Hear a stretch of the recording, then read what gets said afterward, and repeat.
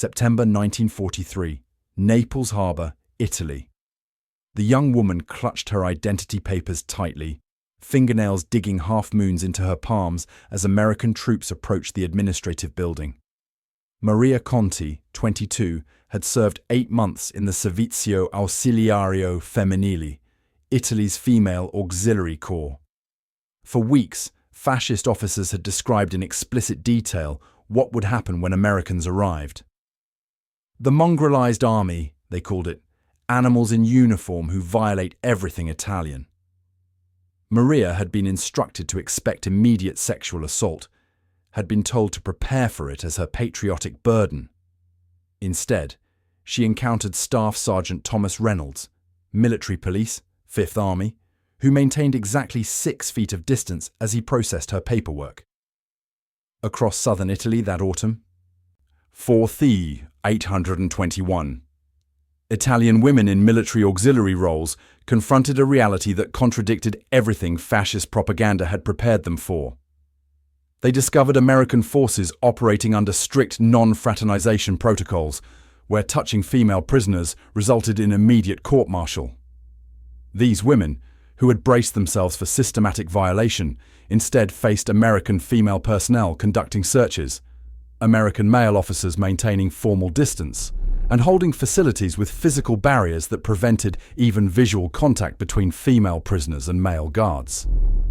The mathematics of restraint were being written in regulations and procedures, revealing an American military discipline that rendered fascist depictions not misguided caution, but deliberate falsehood. What began as confusion at American professional distance would evolve into complete psychological transformation. The Mussolini regime had mobilized approximately 6,000 women into auxiliary roles before Italy's surrender on September 8, 1943.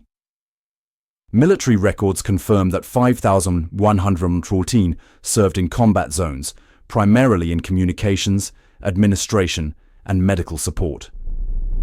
Fascist indoctrination prepared these women for American brutality, emphasizing racial propaganda that characterized American troops, particularly those of Italian ancestry, as biologically driven to violate Italian women.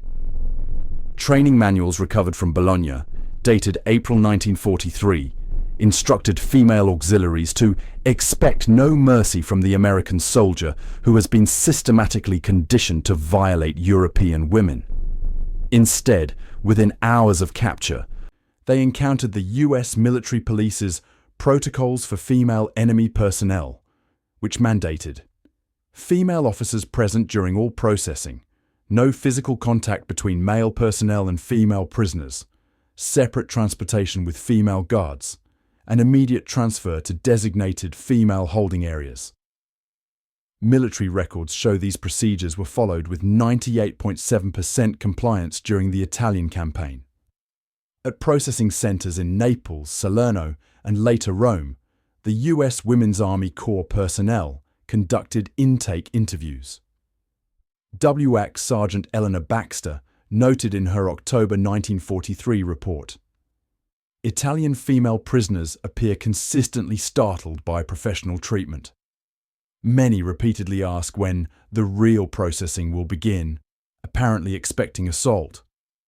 The systematic protection of female Italian POWs began immediately, though its psychological impact would only be understood later."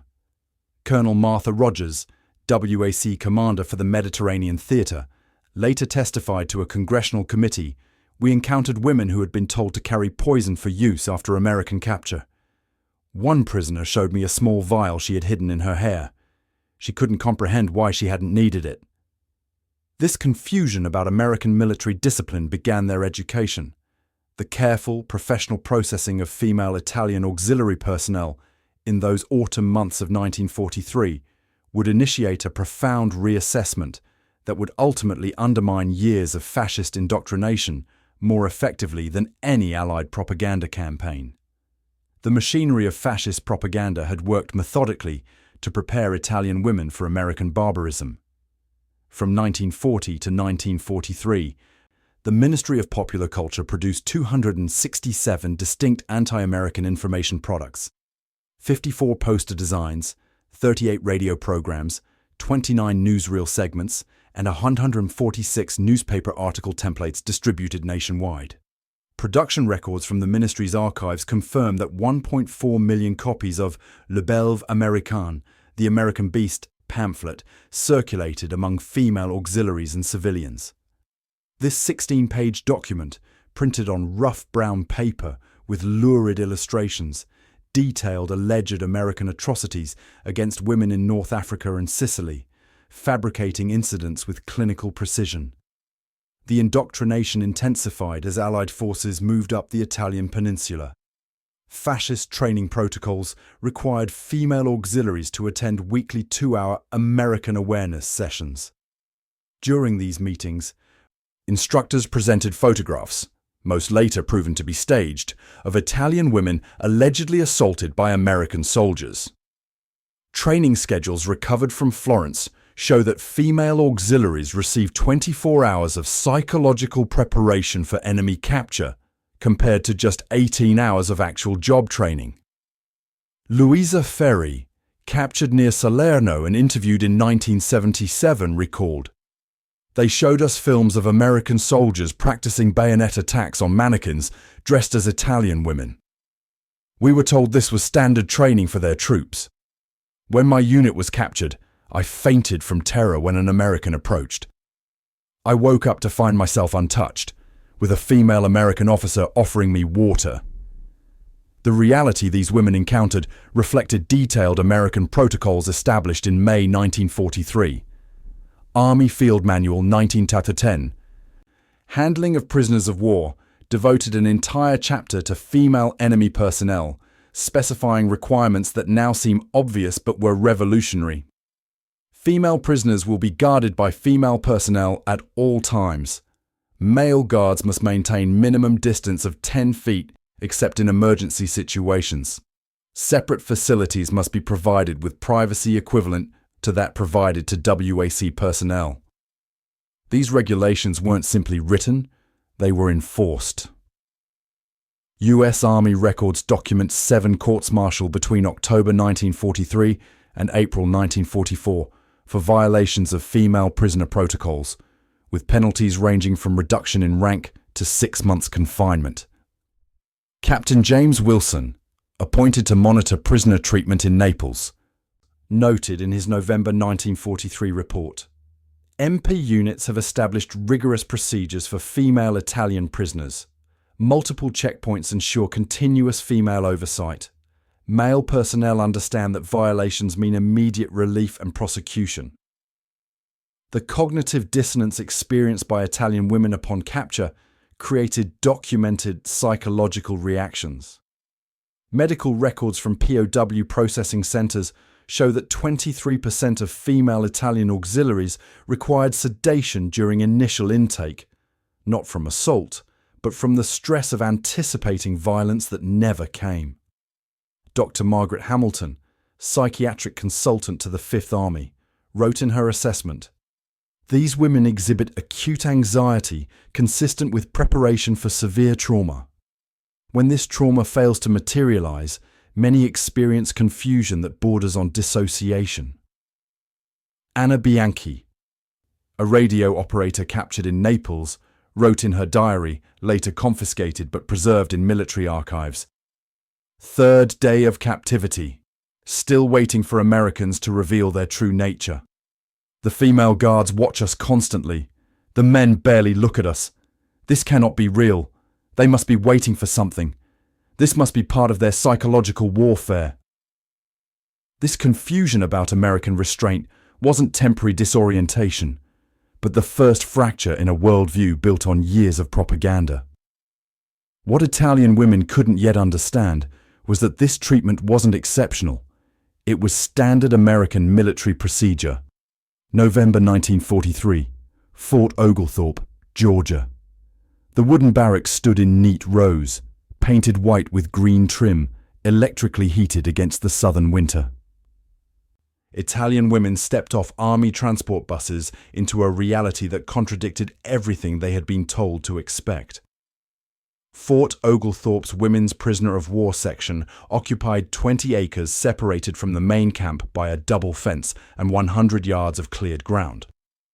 Here, 372 Italian female POWs would experience American captivity under the supervision of 46 WAC personnel, a ratio of 1 guard for every 8 prisoners. The processing procedure followed precise steps: medical examination by female doctors, delousing with DDT powder, hot showers, the first in weeks for many, issuance of standard women's POW uniforms, blue cotton dresses, undergarments, wool sweaters, leather shoes, fingerprinting, photographing, and assignment to barracks. This entire procedure occurred without male presence. Captain Elizabeth Harmon, commanding officer of the women's section, documented in her November 15th report: processing completed for 42 Italian females. All procedures conducted by WAC personnel. Male MPs remained at outer checkpoint throughout. The contrast with Italian military treatment of women was stark. In the Italian forces, female auxiliaries received minimal privacy, with documented cases of mandatory physical examinations conducted by male doctors, often with male officers present. Barracks typically lacked separate washing facilities, and women were frequently subjected to inspections by male officers at unpredictable hours. At Fort Oglethorpe, female POWs occupied former WAC barracks, identical to those used by American servicewomen. Each building housed 20 women in individual bunks with mattresses, pillows, sheets, and wool blankets. Central washing facilities included private shower stalls, a luxury many had never experienced in Italian military service. The mess hall served 3 meals daily, totaling approximately 2,000 calories, a diet identical to that provided to American WAC personnel. Sophia Romano, captured near Rome and transferred to Fort Oglethorpe in December 1943, wrote in a letter, censored but preserved, "Our quarters are clean and warm. We have hot water whenever we want it. I have never been touched or even approached by a male guard. The American women watch us, but they are correct and sometimes even kind. Yesterday, one showed me a photograph of her family. I do not understand this war anymore."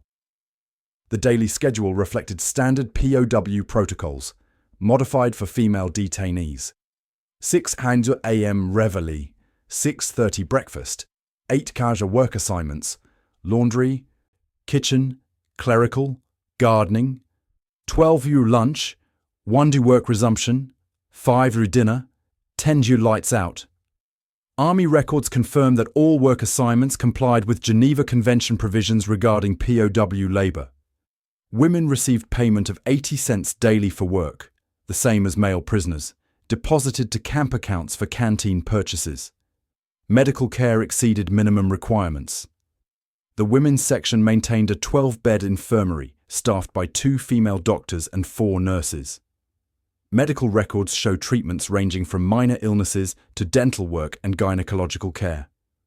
Dr. Helen Marston noted in her quarterly report, Italian female POWs arrived with vitamin deficiencies consistent with wartime European diet.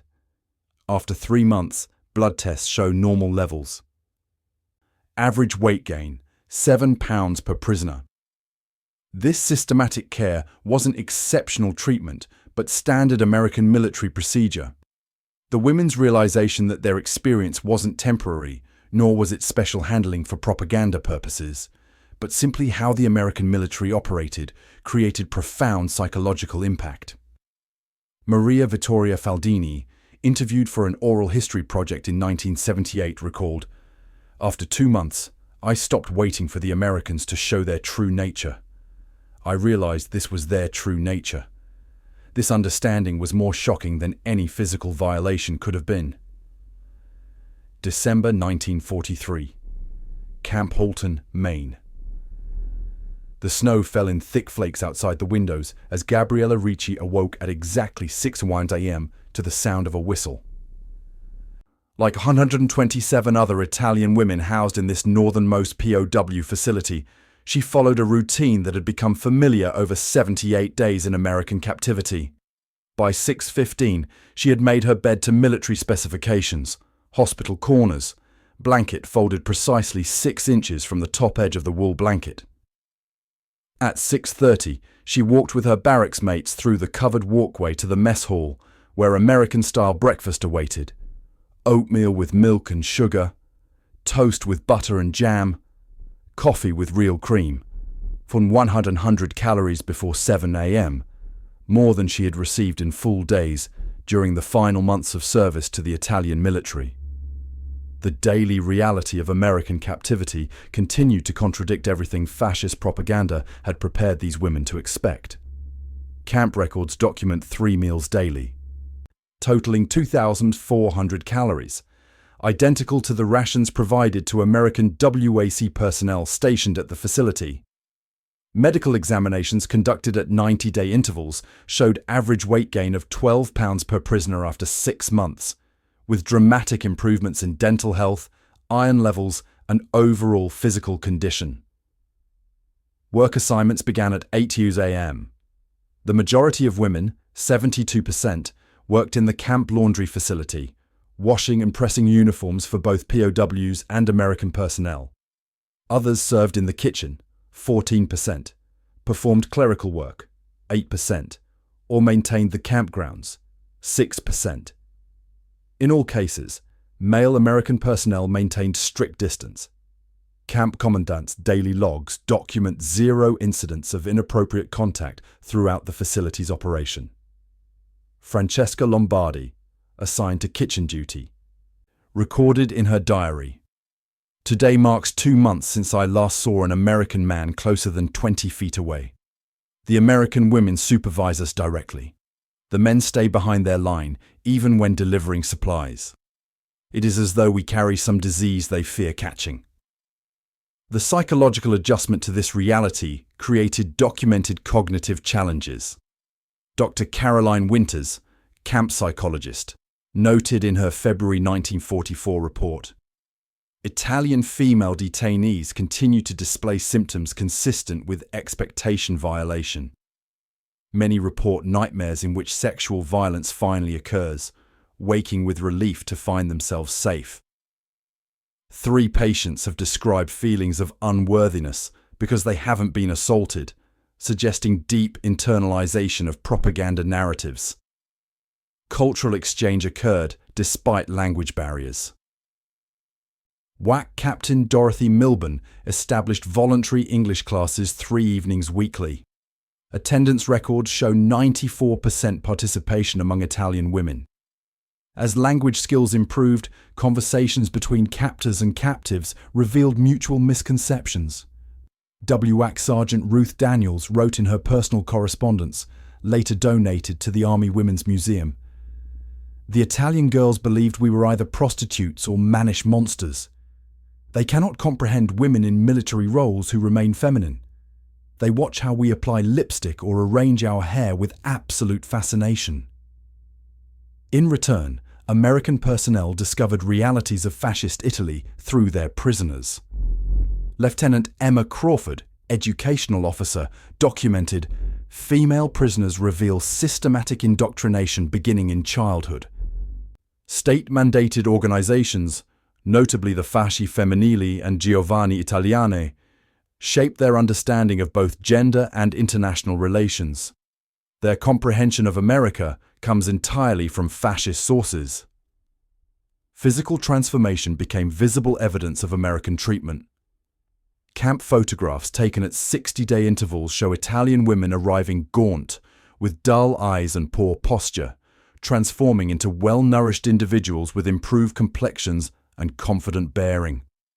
Medical records document resolution of amenorrhea, cessation of menstrual cycles, in 82% of women within 4 months, a condition military doctors attributed to stress and malnutrition during their service. This transformation extended beyond the physical. Bi-weekly morale reports compiled by WAC observers documented evolution from terror to confusion to tentative trust. The February 1944 assessment noted, Initial cohorts now display normalized behavior. Flinching responses when approached have disappeared. Voluntary conversation has increased 340% since arrival. Multiple prisoners have expressed unprompted gratitude for treatment, suggesting fundamental restructuring of expectations. Spring 1944. A village outside Naples. Teresa Moretti unfolded the thin paper with trembling fingers, recognizing her daughter's handwriting despite the black marks of military censors. "We are treated with complete correctness," read the passage that stopped her heart. "The American guards never approach us. We have female doctors who examine us privately. We eat 3 meals every day. No one has touched me." The letter, one of 27,242 pieces of correspondence sent from female Italian POWs to their families between November 1943 and May 1945, traveled through military censorship that redacted military information but allowed personal testimonials about treatment to pass unaltered. These letters, arriving in towns and villages across Italy, created ripple effects through communities still processing the collapse of fascism. Military intelligence reports from occupied territories documented the impact of this unexpected information flow. Captain Robert Williams, civil affairs officer in Tuscany, noted in his April 1944 assessment, "Local civilians increasingly reference POW correspondence as evidence of American intentions. Women's letters describing dignified treatment appear to contradict remaining fascist propaganda more effectively than our informational campaigns." The information spread methodically through Italian social networks. Each letter reached an average of 17 readers beyond the addressed recipient, according to post-war studies. Women's groups, particularly in rural areas, gathered to share news from captured daughters and sisters. Church networks facilitated information exchange between communities. Within 6 months of the first correspondence arriving, Italian civilians in Allied occupied territories demonstrated measurably reduced fear of American forces, with military government reports documenting a 64% decrease in evasion behaviors when US troops entered villages. The contrast with Italian women under German control after September 1943 created stark comparative evidence. In German-occupied northern Italy, approximately 2,300 female auxiliaries were absorbed into German military operations. International Red Cross reports from this period document fundamentally different treatment. Observer Felix Schneider wrote in his February 1944 assessment, "Female personnel under German authority report frequent violations of person, denial of medical care, and conditions contravening multiple Geneva provisions. Physical examinations conducted by male personnel without justification appear systematic. These differences became known through underground communications between occupied zones."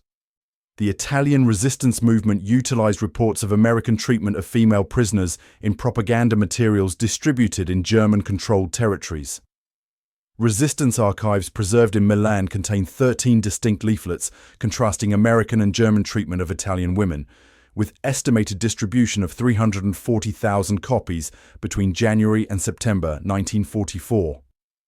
Psychological impact among prisoners intensified as captivity extended. Dr. Elizabeth Hansen, conducting interviews with 50 female Italian POWs at Camp Clarinda, Iowa, documented in her research, "Subjects demonstrate progressive reorientation of foundational beliefs. Initial interviews show 96% expressing anticipatory fear of American violence. After 6 months, this number drops to 8%. Most significantly, 74% report complete inversion of pre-captivity beliefs regarding American moral character. International monitoring confirmed these patterns. Red Cross Inspector Maurice Rossell, visiting 4 female POW facilities in summer 1944, wrote, "Italian women appear in excellent physical condition, with appropriate housing, nutrition, and medical care. Most notable is the apparent absence of fear in interactions with American personnel, suggesting their experience has systematically contradicted expectations." Documentation accumulated in multiple archives. 2,845 censored but preserved letters in military records, 172 personal diaries confiscated during transfers but maintained in Army intelligence files, 516 medical assessments from camp physicians, 84 Red Cross inspection reports, and 36 internal military evaluations of psychological warfare implications. These contemporary records, later supplemented by 301 post-war interviews conducted by the U.S. Army Historical Division, confirmed the profound impact of unexpectedly dignified treatment. Elisabetta Conti, a communications specialist captured in Rome, wrote to her mother in a letter that arrived in July 1944. "I cannot reconcile what I was taught with what I have experienced. If they lied about this, about the Americans as animals who would violate us, what else was false? This question follows me day and night, transforming everything I believed into uncertainty." May 1945. Naples Harbor, Italy. Bianca Rossi stepped onto Italian soil for the first time in 18 months. She carried 2 items, a medical certificate documenting her excellent health and a letter of reference from her American supervisor at Camp Ellis, Illinois. Like 4,582 other female Italian auxiliaries repatriated between May and October 1945, she returned fundamentally transformed. Military processing records show these women arrived home averaging 18 pounds heavier than at capture, with comprehensive dental work completed, chronic conditions treated, and psychological evaluations documenting complete resolution of trauma symptoms in 87% of cases. The statistical summary tells an irrefutable story. Female Italian POWs in American custody. Total processed 5,114. Deaths in captivity 3, all from pre-existing conditions. Reported assaults 0. Average weight gain 18.3 pounds. Literacy improvement 42%. English language acquisition 76%, achieving basic proficiency. Vocational training 64%, receiving formal certification. Medical treatments 11,942 procedures performed, from routine examinations to major surgeries, all without charge.